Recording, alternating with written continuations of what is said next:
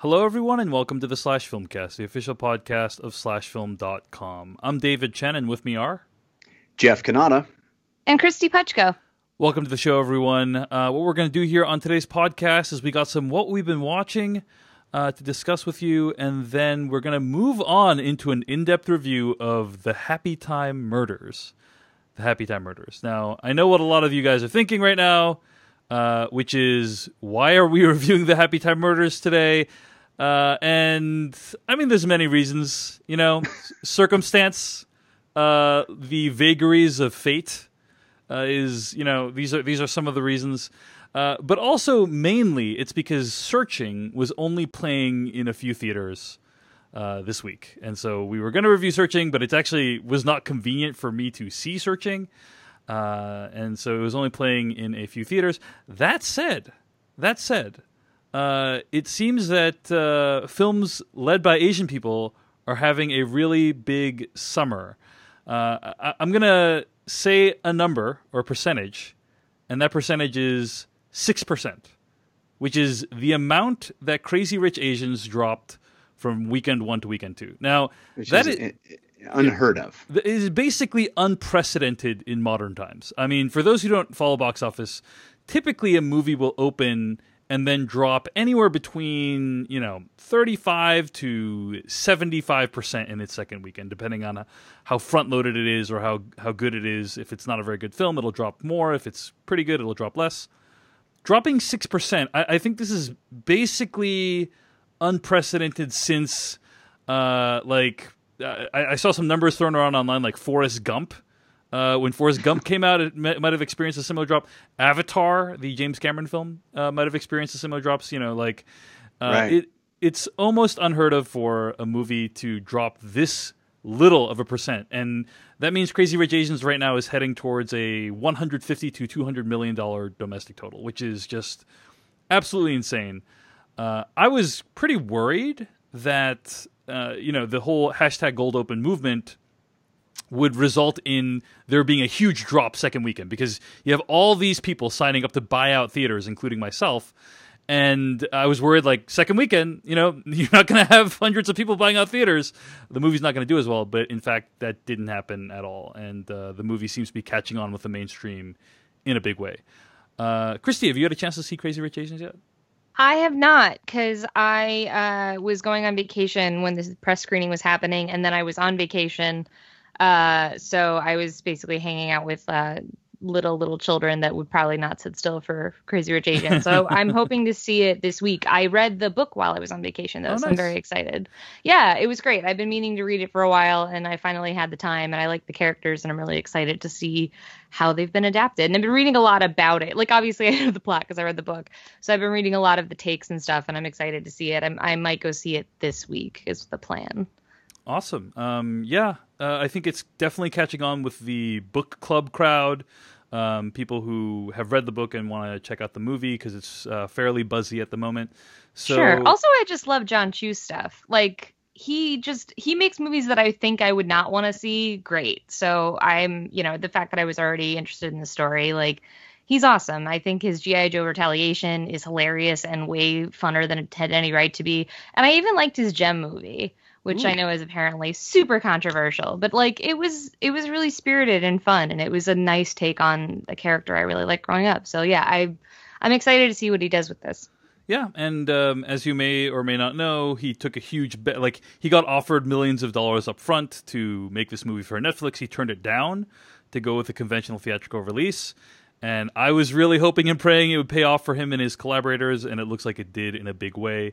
So just really excited about Crazy Rich Asians doing super well. And if the summer movie wager lasted an additional week, it would almost definitely be in the top 10 for the summer. So that is pretty crazy exciting if you think about it.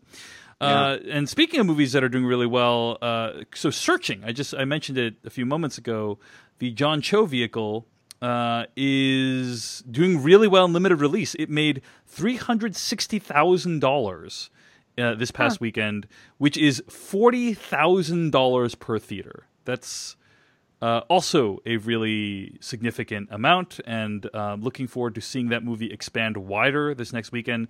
I will be out to support that film, and I hope you guys have a chance to check it out as well.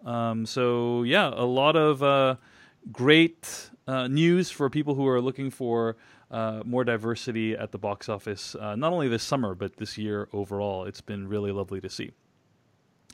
And also to All the Boys I Loved Before is killing it on Netflix. Yeah, I had a friend who's probably actually listening to this right now who watched that movie 5 times since it came out. It's addictive. I watched it at I had access ahead of time so I could write a review of it, and I really enjoyed it. And then once it came out, I honestly every night I just want to turn it on again because not only is it a really sweet and adorable love story that's very kind of fluffy and fun. It reminds me a lot of 10 Things I Hate About You. It has that kind of energy, but it's beautiful. Watching it a second time, I got to kind of just kick back and look at the visuals in a way that I didn't have to the first time, or wasn't able to the first time because I was trying to follow the story. And the cinematography and the lighting and the staging, the framing, it's just really a gorgeous movie. Not just for a Netflix movie or not for just for a rom-com. It's a really beautiful movie. So yeah, I'd say watch that one on repeat. Watch it once for, your heart, and then again just for your eyes. So the movie's To All the Boys I Loved Before. It's on Netflix right now. So guys, we're coming down to the final days of the summer movie wager, and in last week's episode, we talked about The Meg, which may or may not be a huge disruptive force in the wager. And my understanding is the wager is still anyone's game, right? We're all still in it. It could go any way at this point. That's a very optimistic way of looking at the facts, Jeff. But in fact, it's not over till the fat lady sings. It's bottom of the ninth. Anything it can still happen. Anything? Yeah. No? None of those. Yeah. I mean, still maybe in this. You can still win. It's definitely going to be a close one, and it's really going to come down to a couple $1 million at the box office and a couple points is really what is going to decide, the victor of this year's summer movie wager, which you can play along with at thesummermoviewager.com. Yeah, it has been an unpredictable summer, guys, in terms of what we thought would do well and what has actually done well. For instance, I think that most of us probably would not have predicted that The Meg might outgross, I don't know, many other movies this summer. That we might not have predicted also that Ant-Man would do better than Solo: A Star Wars Story. Did not see that one coming. Wow. But Disney eating its own lunch. What do you mean Disney eating its own lunch? They're both Disney movies. The Meg is not a Disney movie. No, you said Ant-Man doing better than Solo: A Star Wars. Oh, yeah. Sorry. I just have the Meg on my mind, Jeff. Yeah, clearly. The Meg is the new Disney princess. Yeah, she's amazing. She is amazing. Let me do that again. Yeah, Disney eating its own lunch with Solo: A Star Wars Story and Ant-Man. I mean, that's just 5 years ago, 1 year ago, you would not have been able to predict that outcome. So crazy times of the box office. But last week on the show, I talked about The Meg. I read an email from a listener who wrote in to /filmcast@gmail.com talking about The Meg. And on this podcast, we typically pride ourselves on being really careful about spoilers and not necessarily avoiding spoilers, but simply being really clear about when spoilers are coming. And this is something that I deeply respect and that we've taken seriously for the entire life of this show, which has lasted over 10 years now. And I got a ton of, or not a ton, but several very angry emails that were pissed off that I had seemingly spoiled The Meg during the opening segment of our show last week. And just that, it's kind of the only thing in The Meg to spoil. Yeah, I mean, we're not going to say what it is I said on the show because I don't know, re-spoil people. I will just say that I did not, I did not think that it was a spoiler, given if you know how movies work and if you're watching The Meg, that I'm trying to be as vague as possible. But all that said, many of you clearly thought it was a spoiler. I just wanted to say I apologize if I in any way negatively impacted your viewing of the Meg. So we'll try to be more vigilant about that in the future. But just wanted to say sorry about that, and thanks for putting your trust in us when it comes to spoilers in general. So anyway, all that said, why don't we move on to what we've been watching this week? We've got a few things to mention. Christy Puchko, what have you been watching this week? Well, I was playing catch up a little bit to some things that I missed because of festivals or traveling for work or vacation. So I finally got to see Mamma Mia, Here We Go Again. And I am super excited because, like, when I went away on vacation, I discovered that my little nieces, who are like literal toddlers, are really into the movie Mamma Mia because they like singing and dancing, and ABBA is magic. And so, like, no one told me at first that they were into Mamma Mia. It basically, I kept catching them singing snippets of the songs, which is hilarious and weird to hear, like, one of them's like 3 and one of them's like 18 months. And like all of a sudden the little one would just be like, money, money, money. I was like, what is going on right now? And then the older one was trying to sing like Voulez-Vous. It was a whole thing. So then we actually like watched it, which was super fun. And we danced around to it, which was super fun. And I was like totally ready to go see the sequel, but it was beautiful weather, so we weren't going to go to the movies. When I came home, I finally got to go with my husband, and I was all anxious because I was like, well, this movie's been out for over a month, and I don't want to go to a theater where, like, people are, like, not really into it, and this is such a bummer. We should have gone sooner, and I was, like, really nervous about it. But the upside to that is there were only a few screenings in New York because the movie's been out for over a month. And so we went to the only screening at this one theater, and it was packed. It was a totally packed audience. Everybody was super excited. People were like talking a lot ahead of the movie, which made me very nervous. So I was just like, we're not going to talk during the movie, right? We're all going to be cool and listen to Mamma Mia because I am here to listen to people sing ABBA. And everybody was actually super chill. Like, as soon as the movie started, like, everybody was just in it, including like the children that were sitting next to me and my husband. And it was just really funny because they were just so into it and like literally like gasping and like cheering and giggling. And it was just such a fun experience. I'm so glad I got to see it like in theaters. And yeah, Mamma Mia, Here We Go Again is sort of a sequel and a prequel because it takes place 5 years after the last movie, but also like 25 years before, because it tells the story of how Donna met the guys, and it tells the story of what comes next in their story. And I just found it so charming, so much fun, and I'm going to forget the lead's name. I want to say Lily. Oh, it's a Lily. It's one of the Lilies, the one from Cinderella. I have this written down somewhere. Hold on. It's Lily James. Yes. So Lily James plays young Meryl Streep in this, basically, and she's so much fun in this, and she just comes to life, and the song numbers are great, and like all the disco clothes and everything glittery is so much fun. And they bring everybody back from the first one, and then Cher shows up. I mean, it's hard to explain how much fun this movie is, and it's just so whimsical and beautiful, and it made me want to go to Greece. So we did the next best thing. We went to this really well-reputed Greek restaurant in New York afterwards. Like, this place is so known that you basically just know you're gonna have to wait for an hour to get in. And it's not like a big or fancy place. It's just, they know they do their stuff. And so my husband and I waited for an hour. We went to another bar and got a drink, put in our whatever. And like, then we just gorged on Greek food. And it was just like such a wonderful night. So, yeah, Mamma Mia 2 is it's just totally delightful. And I want to watch Christine Baranski and all the things always. But the woman who plays the younger version of her in this is called Jessica Keenan Wynn.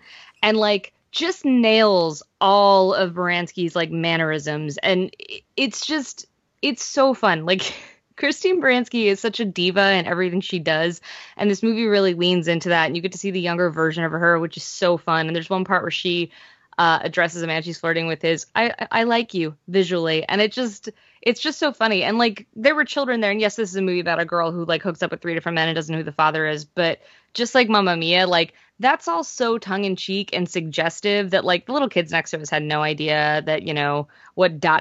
meant and stuff like that. So yeah, I would say that if your kids just really like music, then they could probably go see this too. I say that as someone who does not have children, so grain of salt or whatever. But Mamma Mia 2, or Mamma Mia, Here We Go Again, super fun. They have some of the songs from the first one as like reprisals, and then they sing some lesser known ABBA songs. But I think the way they're integrated was really fun and beautiful, and it just made me really happy. Like, I was just super stoked. Yeah, I don't know. I felt great. It was an awesome way to spend part of my weekend. That is awesome to hear. I've heard the movie is a ton of fun.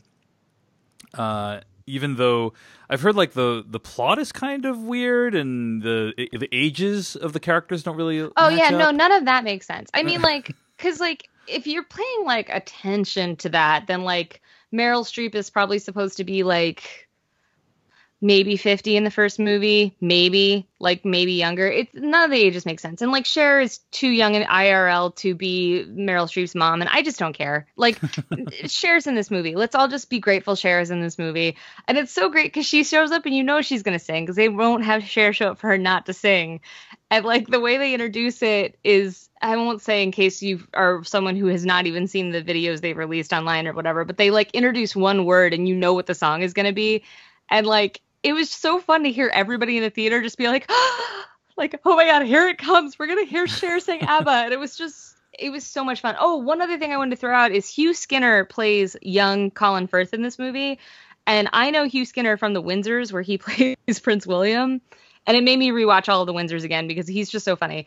But like he has a song number where he does Waterloo, which is very funny, especially because like his character is supposed to be like a headbanger, quote unquote. And like, even in the first Mamma Mia, that made no sense where you're like, in what world was like young Colin Firth a headbanger?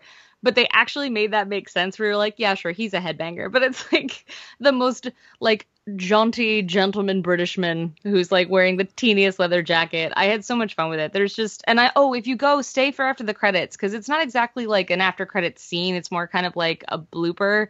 But it's just really delightful, and I'm super glad I stayed through the credits for it. You know what they call young Colin Firth? Colin Firth. Oh, No? That was pretty rough. I hear crickets. Do you hear crickets? Is that just on my end? No, I hear the sound of my inevitable death, actually. Then I have done my job. I would like to relate to the thing you started off with, Christy, which is sitting down in a theater and hearing everyone talking and having agita about the impending movie starting. Yep. Like, I try to take the temperature of my audience, and I get so worried. This is why I hate assigned seating, because I don't know when I pick those numbers who I'm going to get stuck near. Right. Oh, are you a mover? Are you going to be like, are you going to make a point to move as a sort of silent? If I'm by myself, I will. If I'm with someone else, like, I don't like to make someone else uncomfortable. But like for myself, I'm like I don't care. I need to get away from you. I moved the other day. I actually moved during Happy Time Murders, I think, because do you pointedly move as a communication of like, I want you to see that I'm moving away from you because you are too loud. I mean, actually, I don't make a production about it. I just move because like I don't like. They've made it clear they don't give a shit about me, but I don't need to make like a thing about it. I don't make a big thing about it, but let's just say if they noticed, I wouldn't mind. And also, I'm curious, like, am I supposed to pantomime and be like harumph and like? I mean, there's a way to move. Yeah. That communicates I'm moving because you are a problem. I went to go see. It actually wasn't Happy Time Murders. I'm remembering it now. I went to go see Mad Max Fury Road. Black and Chrome version, and which is an amazing cinematic experience. And this guy next to me kept taking out his phone, and I just got up and moved, and like, you know, I literally just moved 2 seats down to my right. Right. So the guy knew that it was. I mean, he probably could have assumed that it was because he was being an asshole with his phone. Sure. But I also want to point out that I was with someone, and did you tell them where you were going to move, or you were just like, I'm out? Well, generally, anytime I go to see a movie with someone and the seating is not assigned, they know that me moving is a possibility. Like when I'm going with a friend or whatever, I just let them know, hey, like FYI, if I'm like surrounded by assholes, I'm gonna move and I'll just meet you after the movie's over. And, see, my friends are assholes, so that's the problem. Well, anyway, this is the cost of seeing a movie with David Chen. I'm just letting you guys know is that there's a huge chance that David Chen might just flee your current seating location. So yeah, it's hard to see a David Chen for more than a few minutes at a time. He's constantly fleeing. Yeah, like before the movie, but not during. I think it's just because I get very in my own head about I don't want to be a further distraction, and so I instead will like contort my body so that I don't have to see someone's screen. Oh, I started with that, Christy. I started with the contortions. You know? I say I'm a excuse me. I'm that guy. I am the one that's always afraid Officer. someone's gonna lose their cool. Like I don't want to be in a newspaper because they're like some girl told some guy to shut up during a movie and he shot her or whatever. Like anytime I see one of those stories, it lodges in my brain. So I'm just kind of like, I would rather just be uncomfortable and annoyed for a little bit because I just. Fair, but at I don't least know. if that's the way I have to go, they'll be able to say he died doing what he loved. That's true. Yelling at people in a movie theater. To turn their damn cell phones off in a movie theater. Yeah.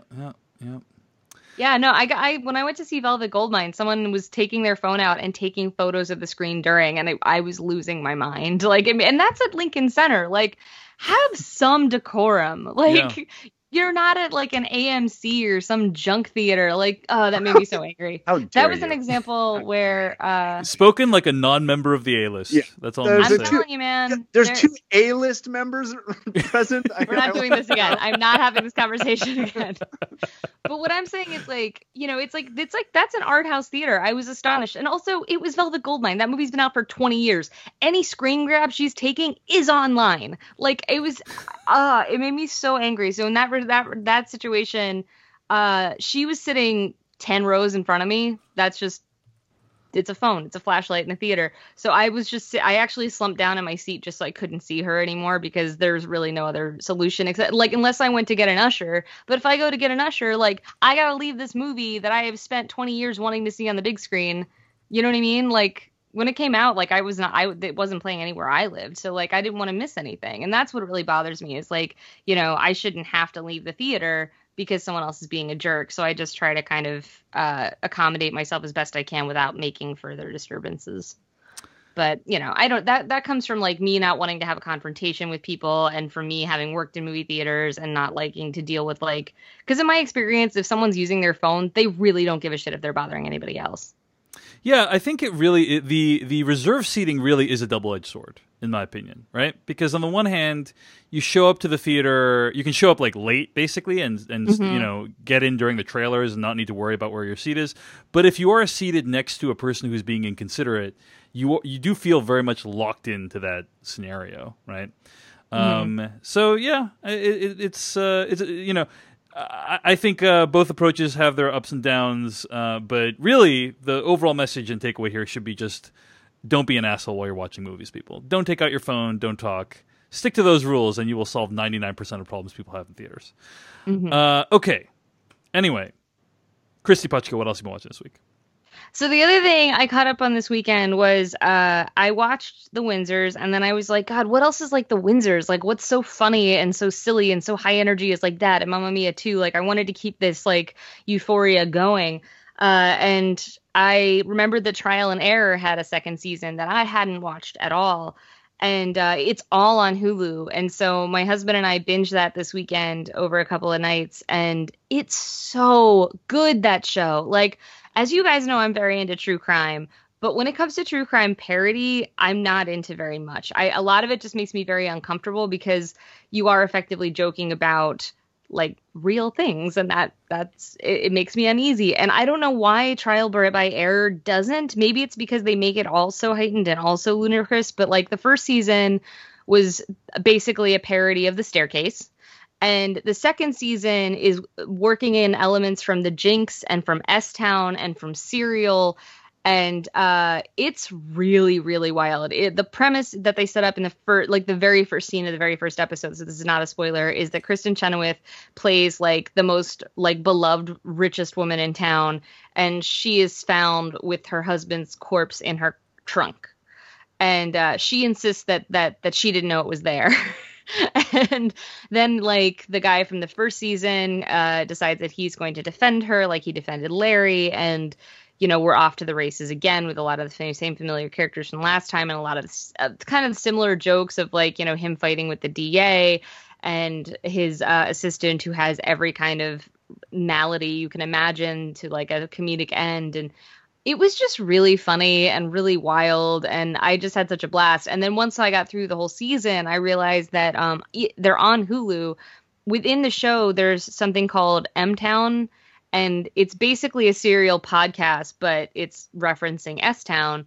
But you can actually listen to the podcast on Hulu. Like, they created episodes of this fictional podcast that's about the show, and it was really fun. I listened to a bunch of them, and it's like there's some recapping stuff, but there's also like a lot of new jokes and a lot of like interviews with the characters, and it's just such a fun and inventive and really weird look at this kind of true crime and how the cases work. But I don't know, it just really, really delights me. I have heard this is a lot of fun. I think Gina Chen recommended this to me on Twitter after I'd finished watching The Staircase.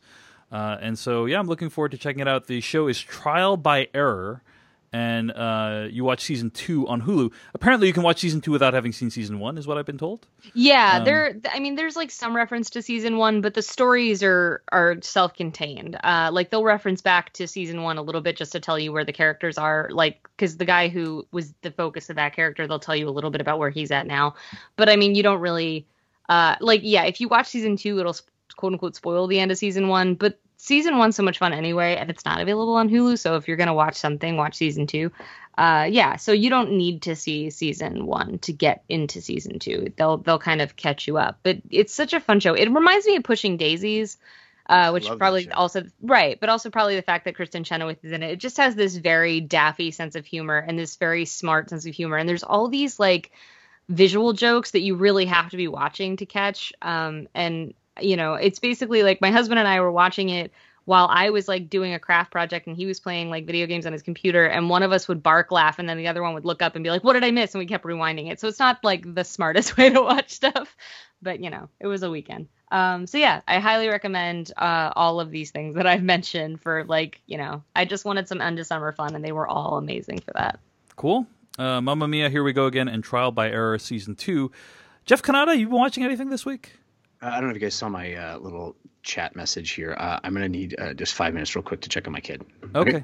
I'm sorry. I apologize. Probably less than 5 minutes. I'll just be real quick. No worries. All right. Well, guys, I guess it's just you people in the chat room and me and Christy for a little bit. How's everyone doing today? What are they saying, Dave? They're not responding. It takes a second for the stream to catch up. Ming says, awkward. Yeah. Douglas asks, will you ever have a kid, Dave? Wow. Pretty intense question. Here's the thing that I've decided after being an adult for however long I've been an adult is people are way too upfront with each other about their reproductive choices. or reproductive questions is what I mean to say. Like, you know, are you having a kid? Do you plan to have a kid? You guys should have a kid. And it's like, you have no idea what people have gone through. You know, you have no idea if someone's had like 18 miscarriages. Like, you have no idea if like they really want to have a kid or they can't or they're infertile or whatever. It's like one of the most personal decisions that you can ever make. And people just like blithely talk about it as though it's, you know, they're asking about the weather, you know? Mm-hmm. When my husband and I first got married, there was a lot of that where people would just they would just put it on you right away, and they'd be like, "Oh, you should have kids," and you're like, "You really don't know my life, random woman that knows my mom from work." Like I don't have a lot of patience for that.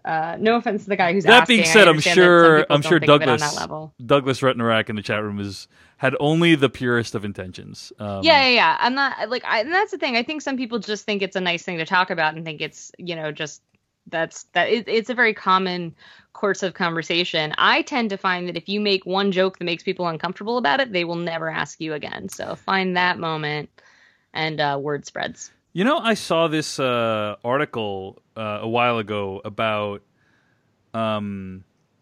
this guy he was at work, and someone asked him, like, someone had brought in donuts that day, right?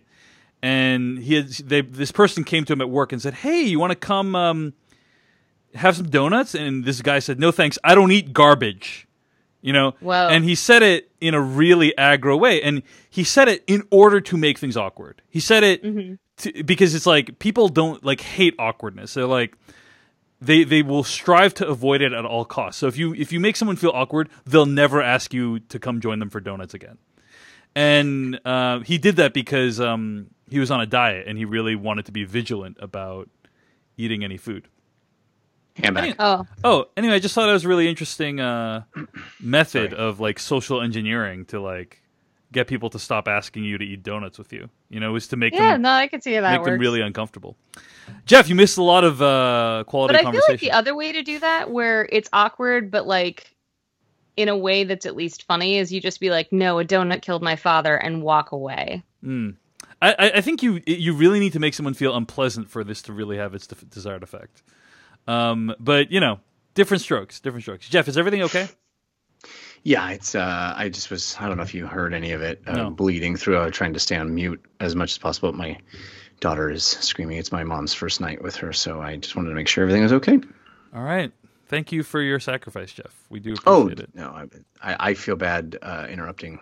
No the worries. flow. All right, so I was just going to say, hey, Jeff Kanata, have you been watching anything this week? I have not. Honestly, I had my son's 2-year birthday party, which was full of preparation and mad house cleaning and family coming into town. And on top of that, there's a new World of Warcraft expansion, which means my life is over. There's a World of Warcraft expansion. It means I'm a poor father now. All I care about is my level 120 Windwalker monk and raising his eye level and grinding rep and powering my Azerite armor. That's all I care about now. So things to watch have fallen by the wayside. But I shall come back strong next week with having watched something. All right. Sounds good. I'll just mention a couple quick things before we get to our review. First of all, actually, I didn't put this in the notes, but as I mentioned, I did have a chance to go see Mad Max Fury Road Black and Chrome. Have any of you seen the Black and Chrome version? No. Oh, well, first of all, I think it comes with the digital copy of Mad Max Fury Road. If you buy it on iTunes or whatever, it comes with the Black and Chrome version, I believe. I'm not 100% sure about that. I believe you are the person that would know, because my understanding is that you have purchased Fury Road 6 times now? How many times, Dave? I think I've purchased it, I want to say 3 times. I think first I think a listener hooked me up with a digital code, then I bought a Blu-ray, and then I bought the 4K Blu-ray, I think is what has happened. And then I've also seen the film in theaters 4 times, including most recently at the Seattle Cinerama. That is like 1 cubic Mission Impossible, is my understanding, right? Yes. 1 cubic Mission Impossible? That's according correct. to the Chen scale? That's right. Very good. I like the scale that you're creating right now, Jeff.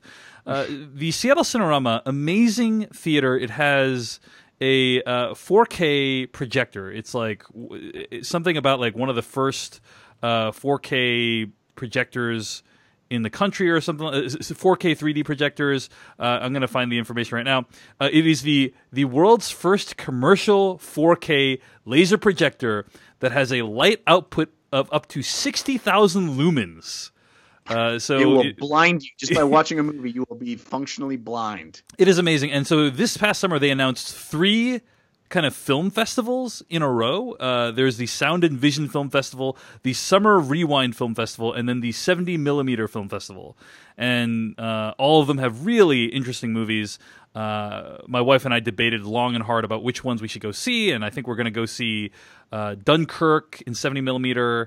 We're going to go see Lawrence of Arabia. We're seeing Gravity 3D tomorrow. And I also went to see Mad Max Fury Road Black and Chrome. Apparently, the Cinerama is the reason why Black and Chrome was released theatrically. They asked for it once they knew it existed. It's George Miller's preferred way of watching the film. And so anyway, just wanted to give a shout out to the Black and Chrome version. It feels grittier. It allows you to kind of pay more attention to the composition, in my opinion, because when you only have monochrome, you focus on the things that you're less distracted when you're watching the movie by pesky things like color.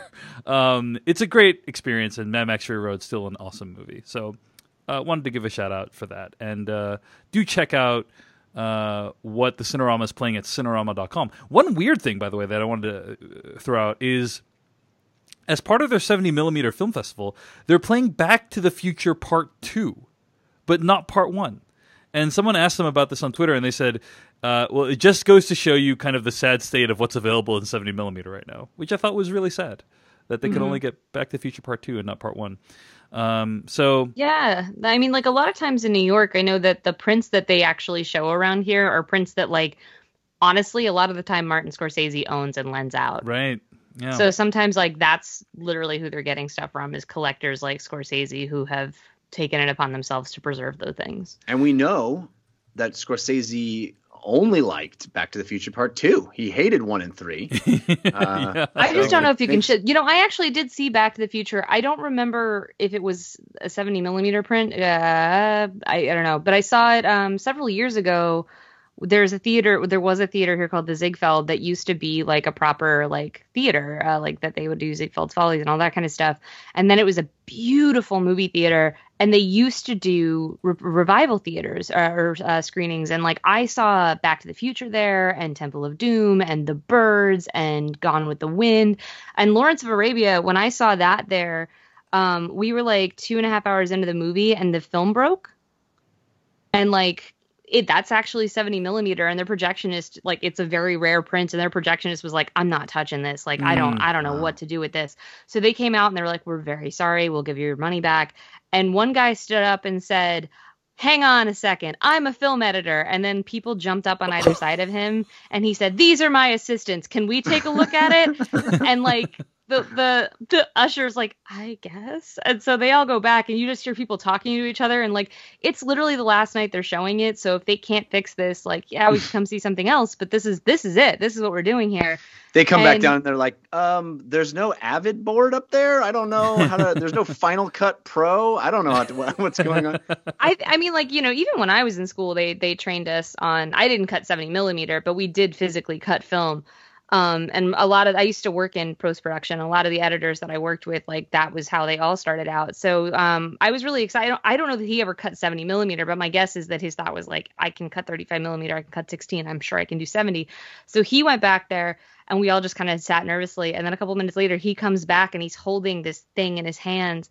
And he said, ladies and gentlemen, the glory of 70 millimeter. And they let him keep the part he cut out so that they could put the film back together. And the film started back up, and we finished watching Lawrence of Arabia, and it was amazing. That's awesome. Yeah, I'm looking forward to watching that film myself in 70 millimeter. It'll be my first time seeing that movie on the big screen, so very excited about that.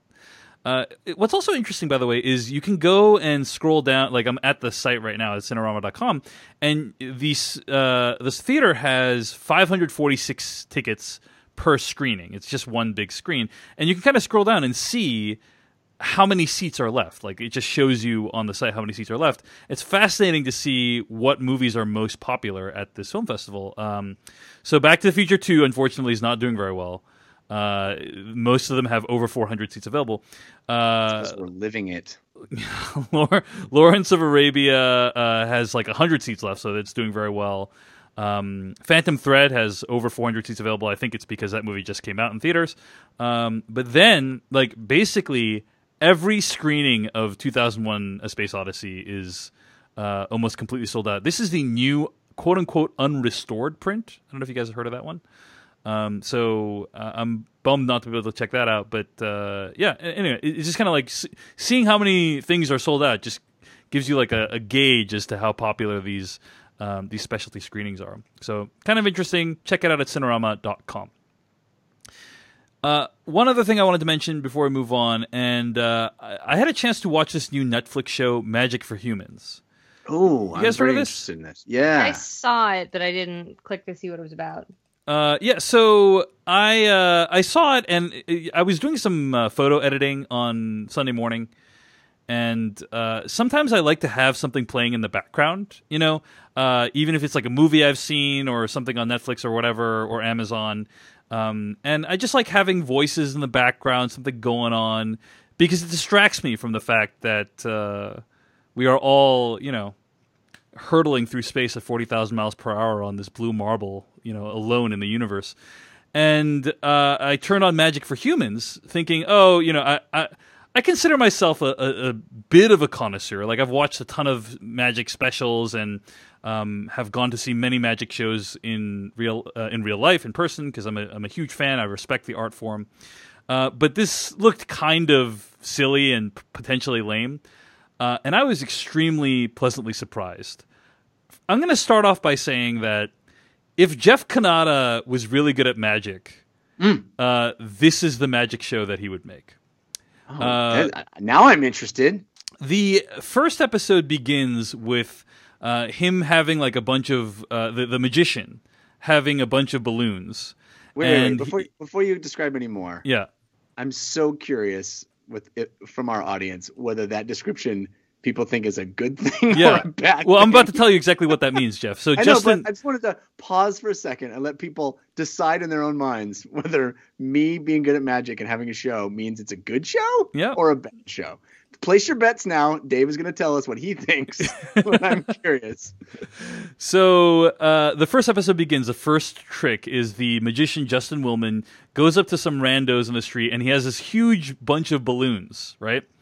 And he convinces this bystanders to hand him his phone, their phone, right? And he ties this the bystander's phone to this huge thing of balloons, and then launches it into the sky. And he says, "Hey, I'm backing your phone up to the cloud." That's good. I'm backing your phone up to the cloud. It's in the cloud now. Magical puns. I'm into this. It's in the cloud. And I was like, God damn, this is a joke that Jeff Kanata would make. And then, of course, later on, he reproduces the phone somewhere you don't expect, and it's very amusing. I'm going to say this. I thought the show is an absolute delight. I actually marathoned the entire thing on Sunday. I watched every episode. It's like, I think it's 6 30-minute episodes. So it's just a guy doing street magic? It's a lot of street magic, some things set up in a studio, and the illusions that he does are... like what I like about it is that many of them, not all of them, but many of them are shot in a way that makes it feel like they cannot be faked. Like a lot of them are done in one long continuous shot, which in my opinion is absolutely crucial to convincing the audience that this was not done with editing trickery. And so there's many tricks that are done in one long continuous shot, or where you see enough of the trick in one shot that he couldn't have done it via editing. And so, yeah, I thought this was delightful. I thought the guy, Justin Willman, was engaging. And if you like that kind of humor, he's funny. And the tricks, like many of the tricks, seem pretty innovative. So I'd recommend this if you're even mildly into magic. It's very fun. It's on Netflix right now. It's Magic for Humans. Check it out. Jeff Kanata, awesome. you should watch it, and I'd be interested to see what if you think this is like your long lost brother doing this show. The phones appear in the pocket of Colin Firth. No, okay. I'm curious. Actually, you bring up a really interesting point about. I guess we're already in the era of so many special effects, so much camera work that we are used to anything being possible on a screen, any screen. So I wonder if we're already past the point where magic as a television special, as a experience watching on a screen, is inherently less impressive, or it requires other ways to convey the surprise. Because you talk about one continuous shot. We can all name half a dozen movies are at the top of our heads that use one continuous shot that we know were shot over 40, 50 different takes, Yeah.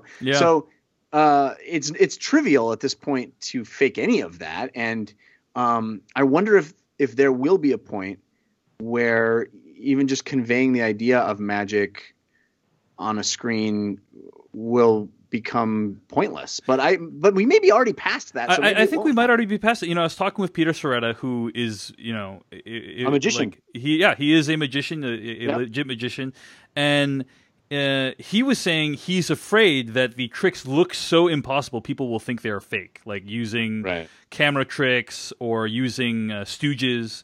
And I think that's a real danger with this show. Like I showed this to a few friends this week, some of my favorite tricks, and they're like, "There's no way. There's just no way that's actually possible." I think that's why magic is is so much more impressive live. Yeah. And maybe Right. it will become an art that just lives as a live medium at some point. But maybe these are just advertisements for a live experience, you know? I don't know. I mean, I feel like we'll always have both anyway, because it's really about being caught up in the moment and in the showmanship. And you look at Penn and Teller; they've been doing magic live and on TV for years, and actually taught people how they do the tricks, and it hasn't spoiled the effect. They're still stellar to see. I actually got to see them in Vegas, and they do one trick that was so involved and just so dizzying. And like, I'm sure that like on TV it would lose something because you would assume that they cut away or something.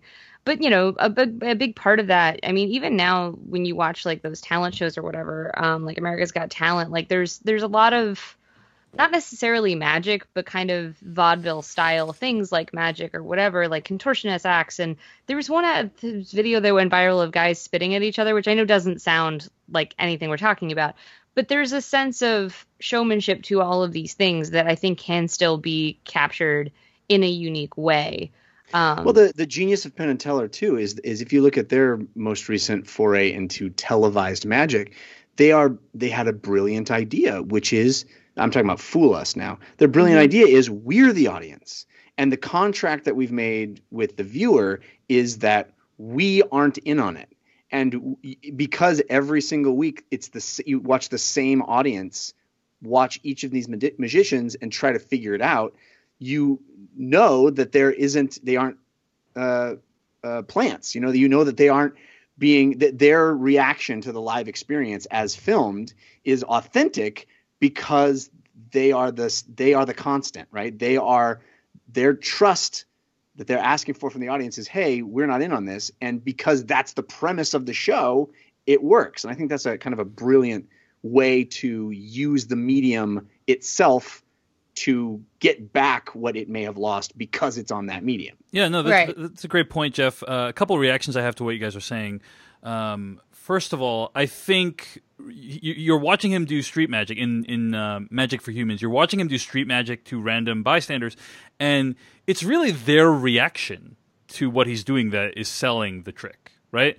Because, you know, the fact that someone is freaking the heck out about what this guy's doing, then it's like, it's got to be real. Now, of course, that can be faked. They can be actors. And often is. Yeah, and they often are. And so as the viewer, you just have to trust that there's no like deception going on there.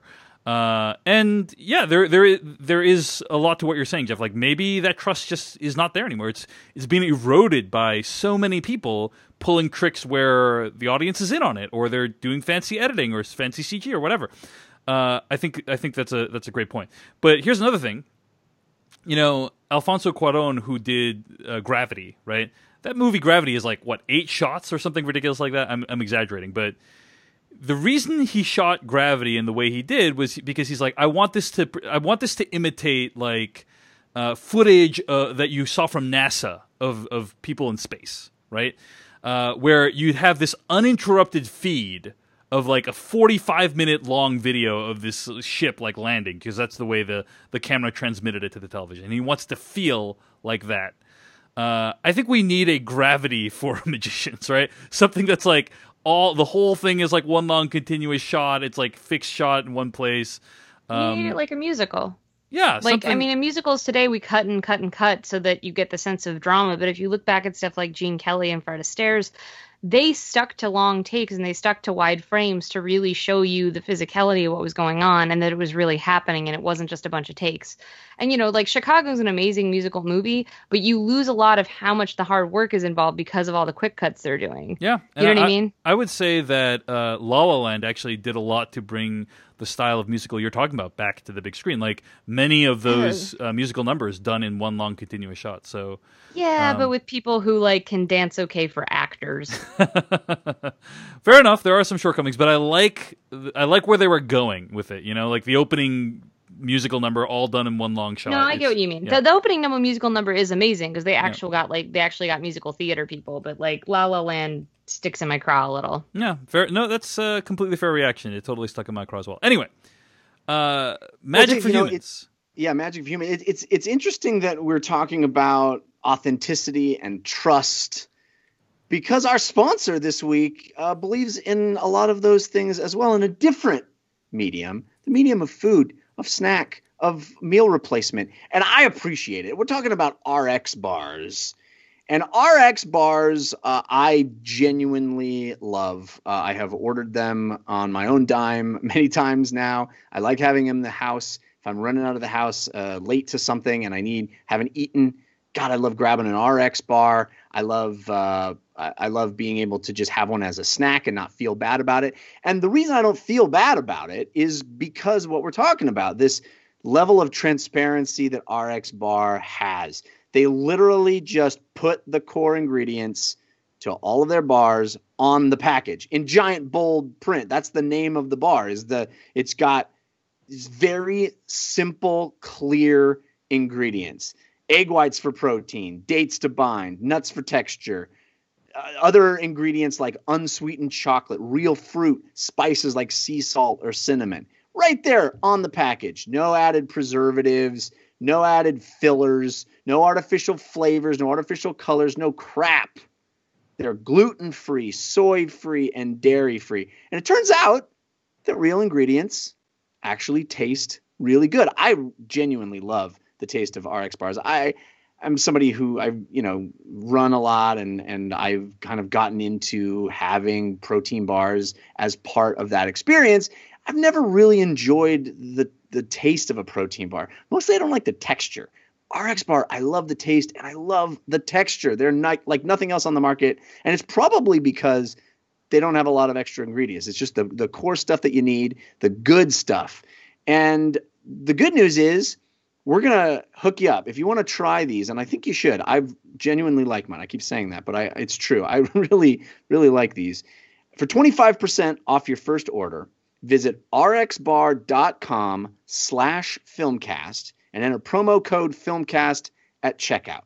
That's rxbar.com/filmcast, all one word, and the promo code filmcast at checkout. Get you 25% off. They come in 14 delicious flavor varieties. You're going to find something that's good. My personal favorite is the blueberry. I love all the berry ones. They have a mixed berry, a blueberry. I think there's one other berry. They're really good, but they have like chocolate ones, and those are all delicious too. Give it a shot. I think you'll like it. Before we move to our review of the Happy Time Murders, we want to thank all the people that donated to the show this week. Thanks to new subscribers, Joseph Josen, Heather Foster, who signed up to donate at a generous amount per month. Thanks also to donors Peter V, who sent me a lovely note of support this week, and also Todd from Australia. Cody O from Brooklyn, New York donated as well, and he wrote in the following: "Thank you all so much for the work that goes into making this podcast. My best friend and I have been listening for a very long time. We always talk to each other about the most recent episode and make an effort to see the movies you cover. Neither of us are independently wealthy, but we have derived so much joy from this podcast that I wanted to support the show for his birthday on his behalf. If you could give him a shout out, I'd really appreciate it. His name is Jordan Balaber." Jordan Balaber. Shout out Happy birthday, Jordan! Yes. I'm not 100% sure I'm pronouncing Balaber correctly. Do you guys see that in the show notes? Is that? Yeah, I think like Balaber because you think like Balaban. Yeah, it looks like that. That's exactly. Balaber? I don't think that's the other way to go. Yeah. Balaber's probably right. Yeah, anyway, thanks again. Anyway, I hope he has to have a happy birthday as we mispronounce his name. Yeah, whatever your name is, Jordan, happy birthday. So thanks again for your hard work and dedication, end quote. That comes from Cody from Brooklyn, New York. Thanks so much for all your contributions. If you want to support this podcast, go to paypal.me/filmcast. That's paypal.me/filmcast. You can also go to /film.com, use the /filmcast tab, and use the PayPal links on the side of the page. All the money you donate does go to help us defray the cost of seeing movies, putting on the show. You guys, I was on the Film Spotting podcast this past week, filmspotting.net, and love that podcast. It's been a big inspiration for me. And they also have donations. And something that Adam Kempenar, one of the hosts, says during the donation segment, which I was like, oh man, we should really say that from now on.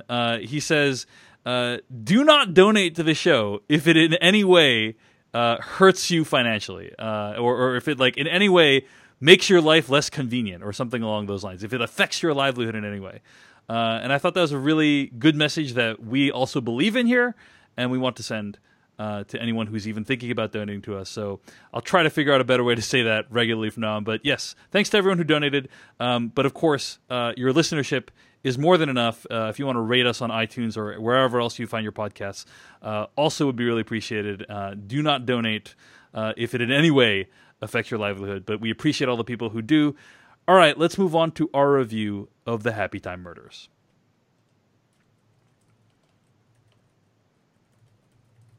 But like, you could just survive on RX bars and then give us all your money. Yeah, you no, could. that would work too. That would work too. Yeah. That was from the trailer for. Begins. Oh, sorry. Oh, I'm sorry. It's okay. I was just making a dumb joke, and sorry, go ahead. That was from the trailer of The Happy Time Murders. This film was directed by Brian Henson. I'm going to read the plot summary from IMDb.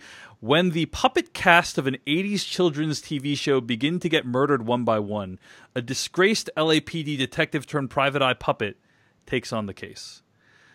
This movie didn't do very well at the box office this weekend. I think it only made around $10 million, which is the lowest opening weekend ever for a Melissa McCarthy star vehicle. Even if, it's probably heading for $30 million domestic, which is not good considering the budget was around $40 million. It's basically despite a bomb. all those puppets that were buying out theaters to try to help it. It just didn't work. Did not work out for them. Well, I mean, it's actually the opposite. I don't know if you guys heard about this. Sesame Street sued the film because the Happy Time Murders used the tagline in their posters, "No Sesame, all street." You guys hear about this? Yeah, no well, Sesame. You still see it on the poster. Yeah, no Sesame, all street. And Sesame Street was like, we don't want to be associated with this movie at all. So they claimed that the marketing campaign created public confusion about whether Sesame Street was involved. But it's a bummer that Sesame Street would sue Brian Henson. It just feels wrong, doesn't it? Everything associated with this film is sad. But yes, U.S. District Judge Vernon Broderick said that the slogan is actually a quote-unquote humorous, pithy way to distinguish Happy Time Murders from the beloved children's show. I'm reading from a Time magazine article about the subject. So Happy Time Murders got to keep the tagline on their poster. I mean, that does make sense. What they're saying is we are definitely not Sesame Street. Yes. They definitely are saying that. I think Sesame Street just didn't even want the whiff of Sesame totally, Street. because if a kid sees that trailer and they see Sesame and they see puppets, yes, exactly. That's right. an awkward conversation. Exactly right. So apparently, this movie took many, many years to get made, and so my question for you, Christy Puchko, is: was all that time spent trying to develop this movie and bring it to the big screen worth it? God no, it was not. So. I have been reading about this movie for like 10 years, and it has bounced around, and there was one part where like Charlize Theron was supposed to be the female lead, and then what's her name? The girl from Grey's Anatomy. She's been in a bunch of bad movies. Heigl?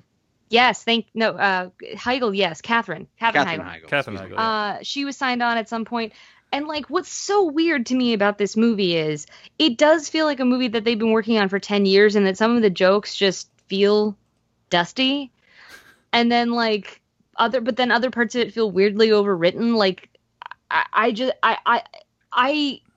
wanted to enjoy this movie so much. And I have had people write to me when they saw my negative review and say, "Oh, but I really love the Muppets." And I'm like, cool. Me too. Like literally, Jim Henson was why I became obsessed with movies, because he would not only make amazing movies, but then he would make specials about how he made those movies.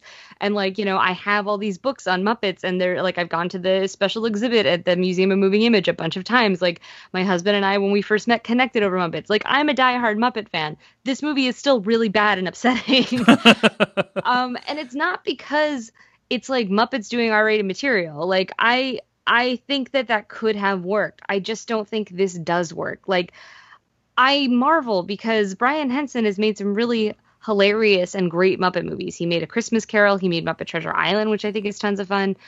Like, I don't understand. This movie, it's like the comedy beats just do not work. The story beats are tedious. Like, it's just such a failure on almost every level. And like Melissa McCarthy, I like and think is very funny, but like when she works with her husband, there is this, I don't know, like when Ben Falcone is involved, it's like neither one of them knows how to edit each other. I don't presume to understand what happens there, but like they're both producers on this movie, and he has like a cameo, and to me it's like a big red flag. Like I don't understand how this movie is so bad. All right, yeah, and you can read Christy's review of this movie at pajaba.com. She wrote, "The Happy Time Murders is so bad, it's a crime." That's the title of the review. We'll link to it in the show notes. Jeff Kanata, very curious to hear what you thought of this movie. Because it seems like the humor is right up your alley. No, I'm just joking. That's a little, that's getting a little... It's hurtful? I mean, it's a little hurtful. Yeah. I try to bring joy. That's okay. Sorry, I try to put your feelings, Colin, first. Yeah, now you're in it. Yeah, baby. Wow. See, now we're all feeling joy. Isn't it great? Yeah, at least that joke, like that's some fun wordplay. I'll give you that. And at least it doesn't like hurt my soul. That joke. it should hurt your soul. But okay, Jeff, continue. So here's the thing about Happy Time Murders. I think it is a tragedy because the idea of an R-rated movie with puppets and humans interacting in a shared world is an idea I love, is an idea that has so much potential, but it's also an idea you only get one shot at. You only get to try it once. You only get to get the R rating and the money to make the R-rated puppet human hybrid film comedy one time, maybe once every generation, once every 20 years or so. And it's so sad that this was the swing. This was the at-bat that they got, because there are a lot of really great things about this movie. There are a lot of really great almost ideas. The execution is just so poor. And you think these are the people that you would want making this movie. I know Brian Henson has an improv group that does really off-color Muppet puppet improv around LA here. I've seen him a couple of times. It's really funny. It's called Puppet Up. And, he obviously knows how to make puppet movies and has a dark sense of humor.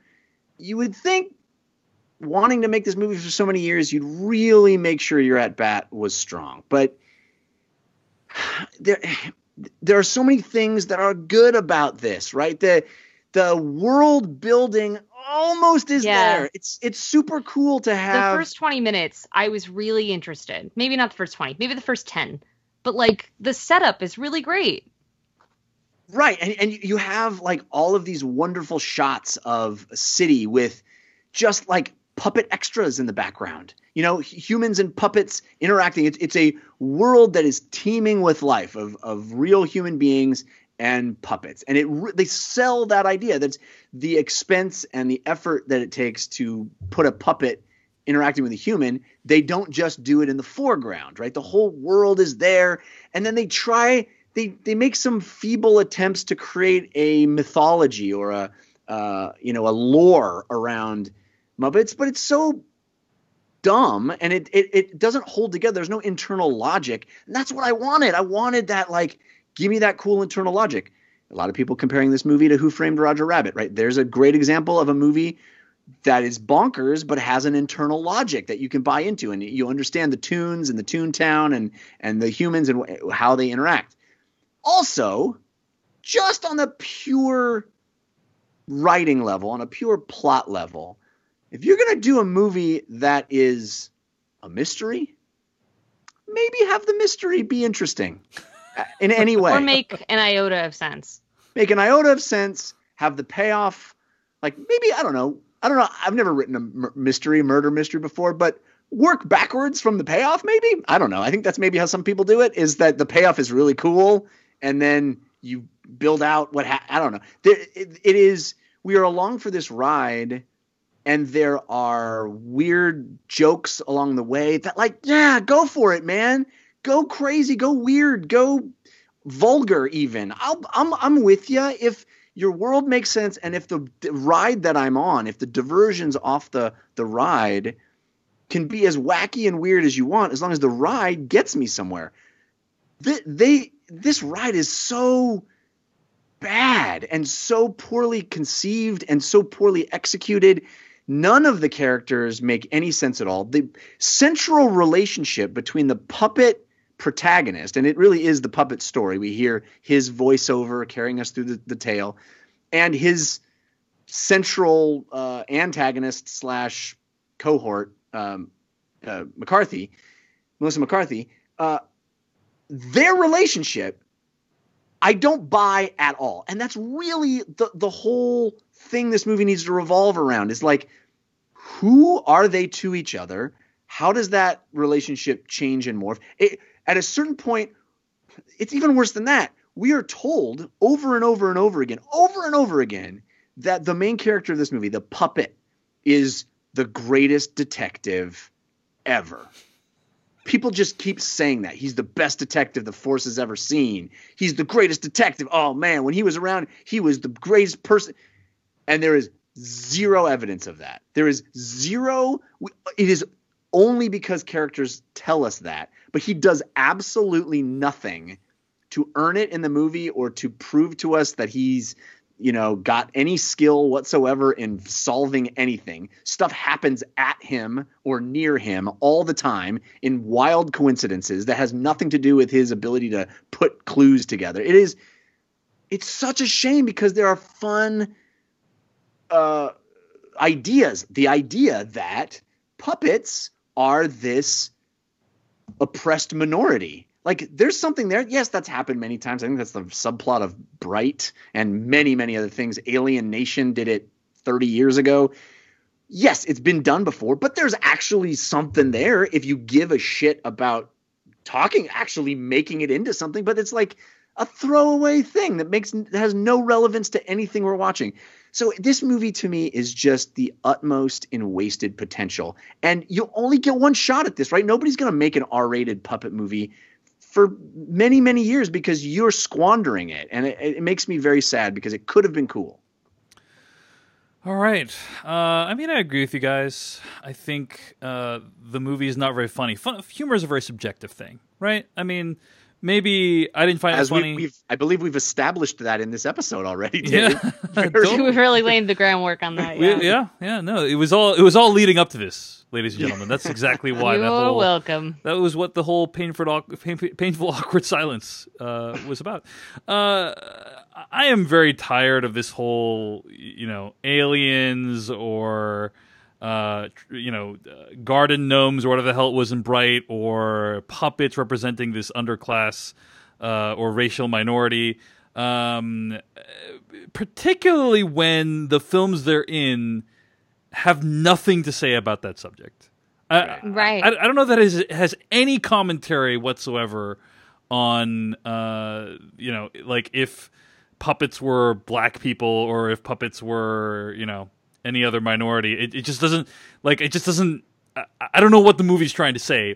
There is this really bizarre concept of puppets bleaching themselves to become more white looking. But it's like one throwaway moment that nothing comes of it. It is so bizarre. And yeah, there's like a lot of things about, like, because the one brother or whatever, I don't want to get super into spoilers, but you're right. There's all these elements about the idea that puppets are treated as a second class. It's like a very big part of the first act. But then it's like that fades into the background. And I think that's a shame, because to me, that was one of the more potentially interesting things they were setting up. And also, like, the key focal point of, like, the protagonist's dispirited sense of humor or sense of, ennui, was that he feels like puppets are treated like crap and there's nothing no one can do anything about it, and he's a detective who's trying to fight for the felt, as he puts it. And I was like, oh, okay, cool. So he's like Valiant, where he's like they used to fight for the cartoons or for the tunes, but then it's like he doesn't really. It seems like he's only actually working for puppets because that's who comes to him as a client, because otherwise he's just a puppet and no humans respect puppets, basically. Like, it's just so weird. And they keep using the word sock as a slur. And it's an interesting element that is not developed in any meaningful way. And what they choose to do instead is a lot of shock tactic humor. But I feel like they peak with that at the porn shop, which is like the beginning of Act 2. So then what are we doing? Like, it's just such I think that's actually like the beginning of the film you're talking about, the porn shop stuff. Well, I mean, it's like the inciting incident, right? Yeah. So Yeah. Fair enough. I think let's just put a moratorium on that for movies like that. That's fair. That I'm talking about that concept. Like movies, stop doing that until you have something interesting to say about race or societal relations between different classes or whatever. I mean, I think this movie is interesting because you look at other shows and properties that do this well. First of all, I've heard Meet the Feebles is quite good. The Peter Jackson movie. I've never seen that movie, but I've heard somebody else referenced that. I haven't seen it either, but somebody was like, I was complaining about this to a friend, and he was like, "Meet the Feebles, got to see that." Yeah, but I've heard that's like a quite good puppet movie that's kind of more R-rated than the normal way you see puppets. I think about shows like BoJack Horseman or Greg the Bunny, Team America. Right? Mm-hmm. And like how they deploy the concept of, in the case of BoJack Horseman, things that aren't humans living with humans, and like using that as a non-stop source of humor and puns in ways that are actually like witty. I think there's a lot of wit to that show that you don't see in this movie, which kind of relies more on things just being filthy, right? Things being disgusting and filthy and that's kind of. Yep. Sorry, I mean, it kind of. That's kind of what's so frustrating is like we had Team America World Police, we had the Greg the Bunny series. Like people have been toying with the idea of like, what if cute cuddly puppets but gross for a while, and like for me the big thing is, and like what Jeff was talking about of like you can only have this big swing once. Like watching this, I was like, how has Avenue Q not had a movie yet, but this got made? Like it just. I don't understand because like Avenue Q, for those who are not familiar, was like a Broadway show. I think it actually may still be playing Broadway, but it's basically Sesame Street but for adults. So there's like a song called Everybody's a Little Bit Racist. There's another one that is explicitly about sex called You Can Be As Loud as Hell as You Want When You're Making Love. It's been a while since I've listened to it. But like, and that's just puppets having sex. So like, you can do these things, but that had a whole purpose. Like there's a whole story, and like the interactions of the puppet and the people were really thoughtfully done. And like, this is just, I don't know. It was just such a bummer. Like, there's a scene where Elizabeth, I'm sorry, it's late. Banks, thank you.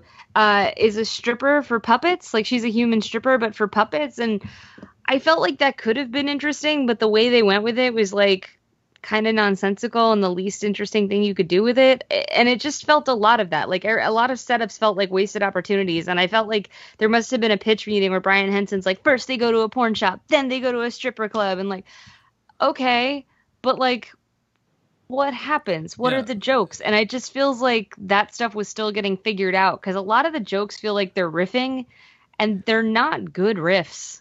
Well, like, first of all, a lot of the humor feels very obvious, as I think is what one of the things you're hinting at, right? Is that the jokes don't feel like they're not even obvious, but like there's like a running joke of Melissa McCarthy, people mistaking her for a man, right? Just assuming she's a man, and I'm like, is that funny? Like I don't like she doesn't look like mannish. a man that particularly in the movie, right? And it's like, but they keep acting like this is a hilarious joke where everybody's like calling her sir and stuff, and I'm like, because she wears pants. When is this movie set? Like I don't understand how that was a callback. Like how is that worthy of our time repeatedly?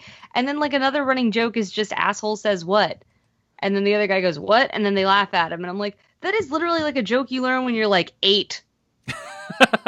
You know what I mean? Like maybe you don't say asshole, but it's just it's like, how is that a joke in a movie in 2018 and it's not being done like with a self-awareness? Yeah, it's literally supposed to be a funny joke. Completely agree. Did you guys ever see that Brian De Palma movie, The Black Dahlia? Sure. Which is like a pretty terrible film in my opinion. Cannot wait to see how you relate this to puppets. Yeah, so I'm very eager. I guess when you were saying like everyone just thinks Melissa McCarthy's a man in this film, in The Black Dahlia, every character in that film thinks that Hilary Swank and Scarlett Johansson look exactly alike. And like every character is like, oh my gosh, you look identical to Scarlett Johansson. I'm just like, these people look nothing alike. That's kind of how I felt You know, I got a Black Dahlia flashback watching Happy Time Murders. Just putting that out there. But in addition to the humor not being very good, like you said, Christy, a lot of it is just Melissa McCarthy riffing. And the problem is, like, something about the timing with puppets is just difficult to riff with puppets. Do you know? I think, like, the way it's edited, the way it's shot, because of the way you need to frame these characters, right? Something about it, just the timing feels off. I mean, I agree with you, the timing's off, but I feel like that's a Brian Henson issue and not a puppets issue. And so when I feel like I mentioned this on the show once before. When I was in college, I got to intern at Sesame Street once. And one day I got to see Frank Oz and Kevin Clash being Grover and Elmo for a Sesame Street thing. And it was one of the coolest things I've ever seen in my life. In between takes, the two of them would joke around. And they were very quick-witted. And, like, they're so used to playing those puppets that they can respond to anything. I mean, you've seen it on talk shows and stuff, too. Like, those performers... There's some great YouTube videos of test shots for the Muppet movie. Where yeah, and that Frank stuff's not supposed to get out. Yeah, Frank Oz and Jim Henson are, like, literally just out in the woods. And they just set up cameras in front of trees and stuff. And it's just them doing camera tests for the puppets, but they're just improvising, and it's kind of dirty and kind of fun, but it is so funny. Right. And it's like, I just wanted to, having that bit of insight, I disagree with. I don't think the issue is that you have a human interacting with a puppet. I think it's just bad improv. And I think that it's just that when they were cutting this together, there was, like, no sense of comedy. Like, because even the scenes, like, you've hit the pinnacle of the joke and the scene keeps going. And I'm like, what are we doing? Like, because the scenes just go on until there's not even a button anymore. And, like, I like, initially when I first walked out of it, I was bummed out. And I was like, well, if it had had a tighter edit, they could have saved this. But then the more I sat with it, the more I was like, but the plot doesn't even hang together in any kind of sensible way. And the characters don't make sense in connection with each other. And, like, it just started making me really angry because we pointed out that there's no chemistry between the puppet, Phil Phillips is his name, which also just, I'll get back to this in a sec, but there's no chemistry between him and the Melissa McCarthy character because they're both the same type of character. They're both the loner, disgraced cop who, like, goes out on her own and breaks the rules and whatever. And I'm like, it is not interesting to see two characters that do the exact same thing. Like, this is like an Odd Couple where you cast two of the same people. Right. And then we're like, I don't get why it's not working. It's like, because the conflict is just them butting heads and making the same dumb decisions. Like, it... But yeah, then there's no Riggs and Murtaugh kind of dichotomy. There's no right, because she's not the kind of cop. It's not even like The Heat, another cop comedy where she's very funny. Where, like, one character's like, I need to be by the book all the way, and the other one's like, no, I just do my own thing. Like, that would have been an interesting dynamic. But both of them are just all about breaking the rules, and you're like, well, what? How were any of you good at your job ever? Because we keep hearing about this. What a great team they were, and I'm like, based on what? Like, it's just very frustrating. And then, like, even the character Phil Phillips, like, I wrote about this a little bit in my review, he's just not interesting. Because when we think of Muppets, we think of exaggerated emotions and mugging and arm flailing. And, like, the counter thing to that is that Phil is a noir-style detective. So he's supposed to be like Bogart or something, where he's withdrawn and he's guarded and he's, you know, world-weary. And that is not interesting in a puppet because it just means that he kind of stares dead-eyed and occasionally flips someone the bird. Like, there's not a lot of energy coming from the character. And so it's not really fun to watch him, especially because just everything he comes across, he's over. So, like, it kind of puts a damper on, you know, like, for instance, let's say the first act at the porn shop. If you're interested in all the weird things that are going on in that porn shop, he's kind of just a wet blanket because he's just like, ugh, tentacle porn. You know what I mean? Yeah, and I think on that note, it's also the set, like, theoretically, the movie feels in some ways like it wants to be a satire. When you watch Team America World Police, that is a satire of both, you know, American imperialism, but also like a fun parody of action movies. And this movie feels like it's trying to be a send-up of detective films, right? But instead it is closer to something like The Naked Gun, which isn't trying to really say anything. But it's not as funny as The Naked Gun. You know, it's right. Feels like it's trying to be a satire, but it fails completely in the satire aspect. And instead all you're left with is a bunch of just, like, not super funny jokes. So the humor just really doesn't work, unfortunately. Any closing thoughts on this one, guys? I don't even think we need to do spoilers. It's just, we're that character in The Simpsons that's like, why are you? No, he's already dead. Like, do we even need to continue beating the dead horse? I ain't even mad at this movie, right? It just makes me sad because I think this is a cool concept. It's a really cool concept. There's no reason this should have been a murder mystery. It could have been a much more interesting plot. It didn't seem like they were interested in making an effective murder mystery plot. It just felt like a weird trope to hang your jokes on. And I laughed out loud a few times, but very few. And, there are baffling things. I mean, we're not going to do spoilers. So I would say that the reveal makes no sense based on any of the actions of the person who turns out to be the bad guy. There is this sort of puppet world building thing where sugar is like their cocaine, which I guess I don't understand that. Like that doesn't make any. That's based on what we know about puppets. That doesn't make any sense, right? Yeah. I guess because they're sweet characters, or they're supposed to be so cute and cuddly that sugar is the thing. You make a great comparison, Dave, with BoJack Horseman, where that show continually finds new ways to mine what is a very basic idea. It constantly, in very simple ways, in very quick ways, and in very deep ways, it imagines what a world where anthropomorphized animals and humans coexist. And it constantly thinks through what that would be and mines humor from it. The mailman is a bird, or whatever it is in BoJack. They do numerous versions of that. And what you would want out of this movie is to do the same. You go, okay, think through it. And they go, oh, that's cool. Well, if you have this subjugated underclass, yeah, okay, call them socks. That's funny because, Kermit started out as a sock. Okay, I'm with you. That it may not be the most brilliant thing in the world, but at least you're kind of taking the premise and thinking it through to its logical conclusion. But getting to sugar is their cocaine doesn't make any sense. It is not a logical conclusion from that premise. And there's a lot of things like that where they just throw stuff at a board, it seems, rather than actually being clever about the established premise. And I think that to me is that the big part of the missed opportunity is you knew what you wanted, you just didn't execute on it. One other thing I wanted to bring up. I've read the review of the Happy Time Murders at IGN.com, and it is one of the most insane things I've ever read.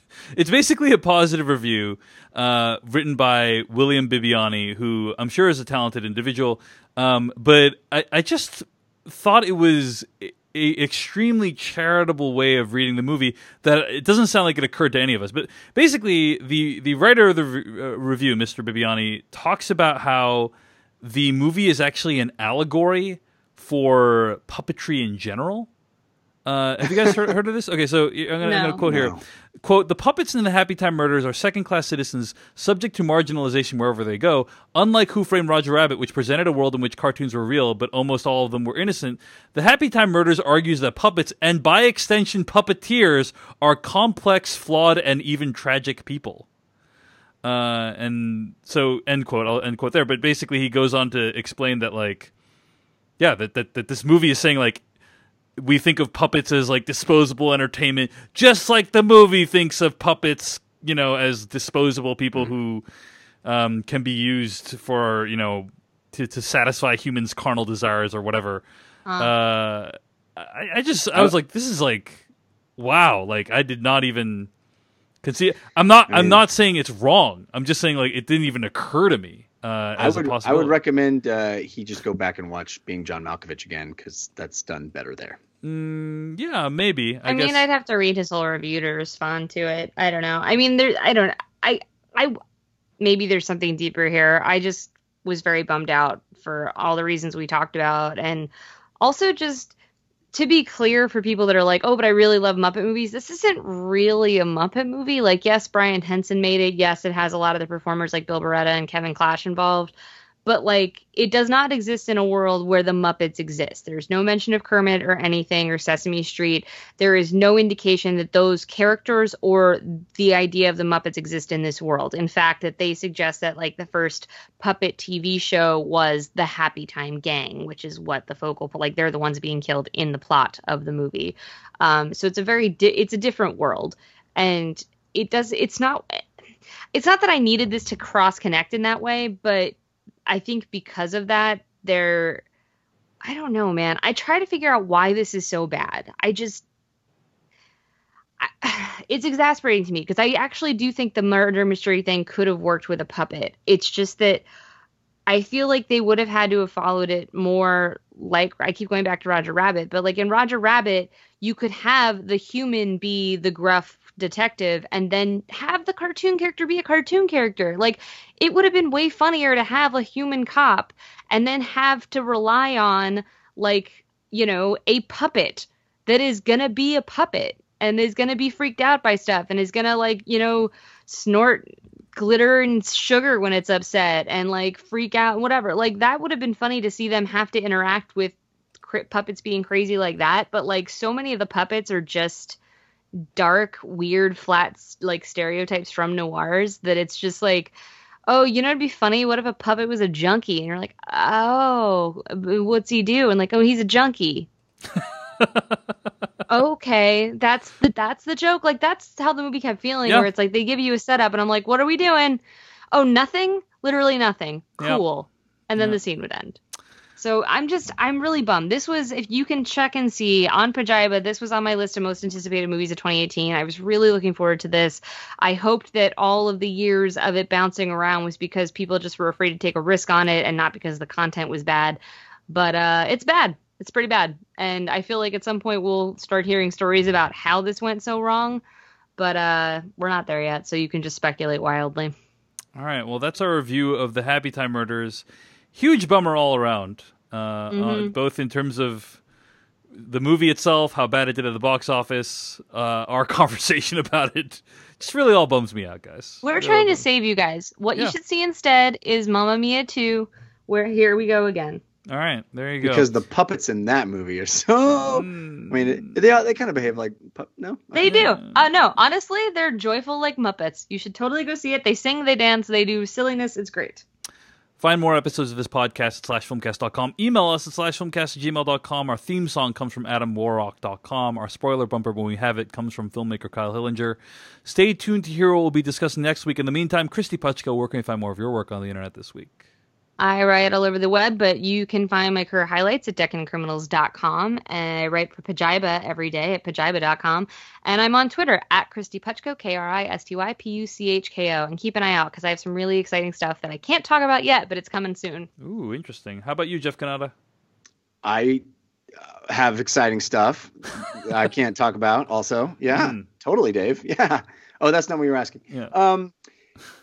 You can follow me on Twitter. I'm at Jeff Canada, which is spelled with 2 N's and 1 T. And I do a show about video games that you can listen to. It's called DLC, and you can find it at 5by5.tv/DLC. Find all my stuff at davechen.net. I am off Twitter until Twitter makes some different decisions about the content and what's on its platform. Subscribe to my newsletter at davechen.net/letters. Next week, we'll be reviewing Searching. Searching is going to be the movie we're going to be reviewing next week. I've heard it's great. Looking forward to talking about it. Hope everyone has a happy Labor Day weekend. We'll see you later.